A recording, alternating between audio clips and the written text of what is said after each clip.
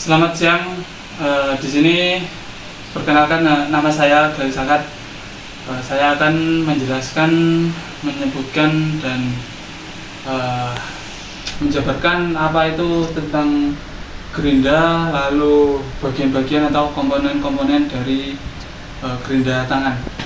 Baik, untuk yang pertama pengertian. Nah, gerinda ini itu adalah alat listrik yang digunakan untuk mengasah, memotong, atau menggerinda berbagai material. Nah, lalu mesin ini tuh memiliki roda gerinda yang berputar cepat dan pegangan untuk mengontrolnya. Jadi kalau kita mau mengasah atau memotong suatu material, misalnya besi atau logam, itu pasti ada pegangan untuk pengaman. Jadi kita bisa mengontrol gerakan lalu arah dari potongan tersebut. Lalu untuk tujuan dan cara kerja. Untuk tujuannya itu digunakan untuk memotong, menghaluskan, mengukir, mengamplas benda logam atau non logam. Nah, gerinda ini tuh juga digunakan di bengkel kecil atau bisa digunakan di rumah tangga. Lalu ada cara kerja, yaitu mata gerinda berputar. Nah, itu langsung bersentuhan dengan material yang akan kita potong atau kita asah, sehingga terjadi yaitu pengikisan atau pengurangan dari material tersebut. Baik, lalu selanjutnya kita akan membahas mekanisme dari mesin gerinda ini, yaitu menyambungkan dari kabel power ke bagian belakang ke sumber listrik, lalu dengan menggeser saklar. Nah, ini ada saklarnya di sini. Nah, ini kita on kan, lalu arus listrik akan mengalir menuju ke bagian mesin yang akan mengubah energi listrik menjadi tenaga putaran, yang kemudian akan disalurkan ke lamel komutator, kemudian akan diteruskan menuju stator dan akan menggerakkan roda gigi kecil atau yang bisa kita sebut sebagai pinion ya, yang ini ya di sini. Nah, lalu nah, ini roda gigi kecil ini terletak di anchor, kemudian roda gigi kecil akan menggerakkan roda gigi yang besar. Nah, roda gigi besar ini bisa kita sebut sebagai driven.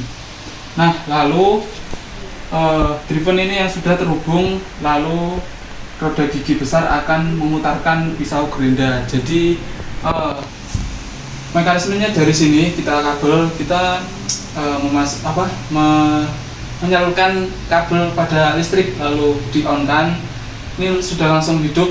Mekanismenya dari sini lalu ke mesin, lalu ini ada driven yang sudah saya sebutkan tadi, lalu driven yang kecil ini pinion ini menggerakkan driven atau roda gigi yang besar. Nah, lalu pisau yang di sini, nah itu akan berputar seperti itu. Lanjut, nah kita langsung ke komponen mesin gerinda. Nah, yang pertama itu ada kelistrikan pada bagian belakang. Nah, yang di sebelah sini yaitu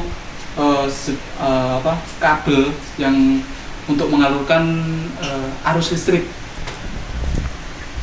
Nah, ini bertugas mengontrol arus listrik yang masuk pada mesin dari mulai menuju saklar kemudian menuju motor listrik. Lalu ada bagian saklar. Nah, yang sudah saya sebutkan tadi, komponen listrik yang berfungsi untuk memutus atau menghubungkan arus listrik. Lalu yang ketiga ada kabel. Nah, di sini kabelnya tuh di sini. Yang ini tuh sebenarnya warna merah. Nah, yang ini warna biru seperti itu. Nah, seperti pada gambar yang di samping itu kabelnya berwarna merah dan biru.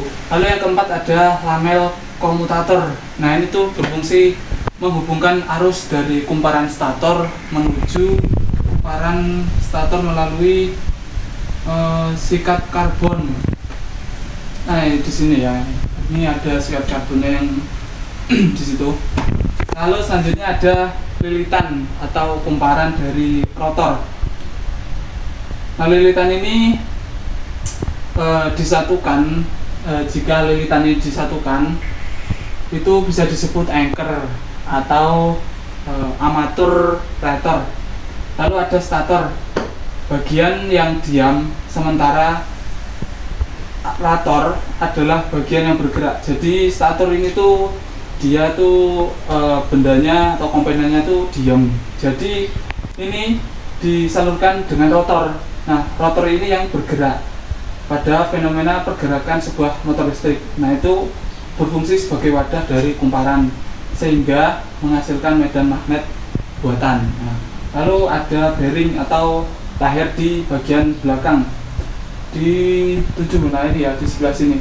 Nah, fungsinya itu menahan anchor yang ini tadi itu agar stabil, biar nggak kesana kesini dan tepat di tengah mesin. Nah, seperti itu.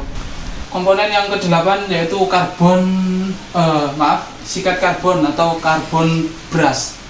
Nah, sikat ini tuh berfungsi menghubungkan arus dari stator pada lamel komutator. Nah, sikat karbon ini memiliki tingkat efisiensi yang baik untuk mengalirkan arus listrik pada bidang yang bergerak atau memutar. Lalu selanjutnya ada yang ke-9 itu komponen kumparan stator. Nah, ini kumparan ini tuh terletak dan terkombinasi dengan stator untuk memberikan gaya magnet. Lalu yang ke-10 ada kipas. Nah, kipas ini tuh menempel bersama anchor di sebelah sini. Nah, fungsinya tidak lain ya untuk mendinginkan mesin agar tidak cepat panas, lalu bisa untuk membersihkan debu-debu yang masuk di dalam komponen mesin. Jadi mesin itu bisa tetap bersih di dalamnya. Lalu ada bearing di bagian depan. Nah, ini tuh bearing yang ini di depan itu berukuran lebih besar daripada yang di belakang. Lalu kegunaannya juga atau fungsinya juga berbeda. Lalu ada gear gigi kecil. Nah, ini terletak di bagian anchor. Lalu fungsinya untuk memutarkan gigi yang lebih besar, jadi yang sebelah sini ya. Baik, selanjutnya ada gear gigi besar. Nah, ini yang tadi gigi kecil, yang sekarang itu gigi besar. Nah, yang gear gigi besar ini di sebelah sini ya, yang besar. Tadi yang kecil, yang ini yang besar. Nah, ini tuh terhubung langsung dengan pisau. Nah, fungsinya sudah pasti itu untuk mengkompresikan putaran dari gigi kecil melalui dari gigi kecil menuju pisau gerinda. Lalu di nomor 14 ada lahir. Lahir itu di bagian sini. Nah, ini berfungsi untuk menahan dan menjaga kestabilan poros pisau dan gigi besar. Lalu ke-15 ada pisau gerinda. Nah, ini tuh bagian yang bersentuhan langsung dengan benda kerja pisau ya, yang di sebelah sini ya. Jadi yang langsung kita tempelkan pada material yang akan kita potong atau kita amplas atau sebagainya. Lalu yang terakhir ada 16 bagian penahan pisau agar tidak berputar. Nah, bagiannya di sebelah sini nih. Jadi kalau kita akan mengganti pisau, jika pisaunya sudah melebihi masa pakai, lalu akan kita ganti. Jadi sebelum melepaskan pisau tersebut, kita harus menahan penahan pisau. Jadi ketika kita buka, nah itu akan membantu menahan pisau agar kita memudahkan membukanya. Jadi seperti itu.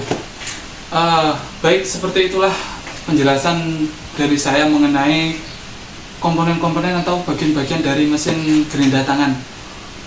Jika ada yang kurang atau salah dalam penyebutan saya mohon maaf dan terima kasih. Selamat siang.